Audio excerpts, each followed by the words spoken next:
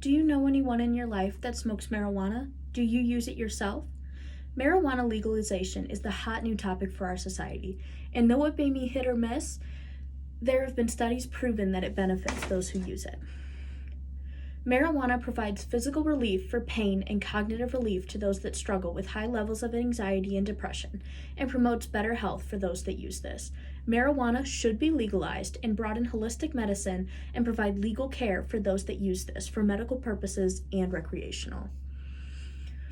Marijuana has been a large contributor to many of my loved ones' lives, as long as I can remember, and not necessarily for recreational use. Marijuana has been studied over many years, resulting in finding that it is beneficial both physical and mentally to reduce suffering and improve quality of life. Stephanie Yarnell says in her article, there is a growing amount of neurobiological evidence in animal testing suggesting potential neurologically based reasons for the reported efficacy. These growing studies have gotten marijuana, whether medical only or recreational as well, legalized in up to 23 states in the U.S., and more are coming to this conclusion. 50% of my results from my peer survey believe that marijuana should be legalized nationwide. And why not? Why should you feel for legalization is necessary for us now? 12 of 14 of peers in my survey reported knowing someone that uses marijuana and think that, if used properly, could be very beneficial for them mentally or physically.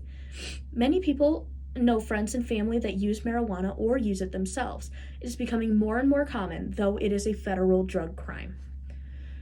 This is a posing issue for our country and affects many people, regardless for their reason of usage.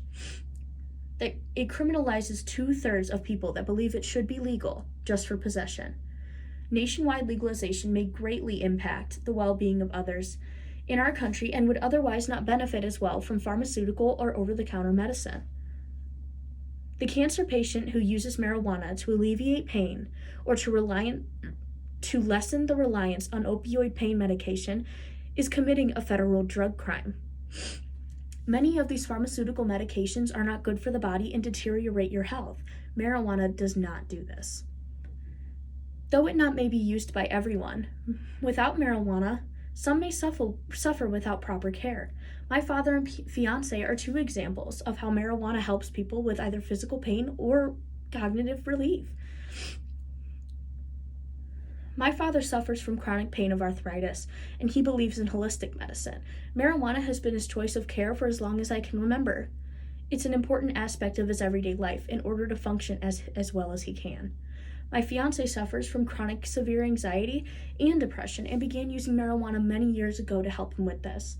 Neither of them believe in prescription or pharmaceutical medications, and though it is a federal drug crime, they have never had problems with using this in the past and has helped them severely to improve their quality of life.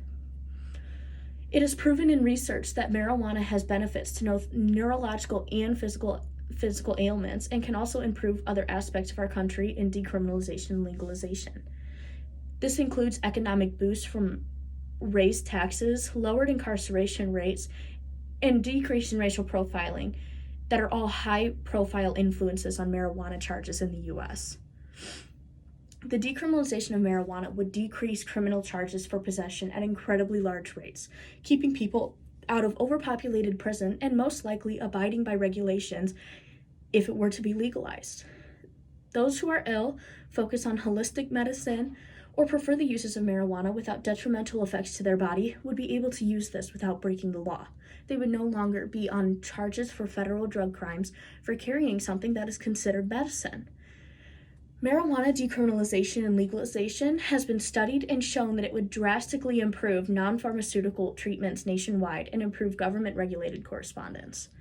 Personal medical and recreational use of marijuana has improved the lives of many and is still considered a federal drug crime. If you were given a choice, what would you choose if you could help others and change the nation?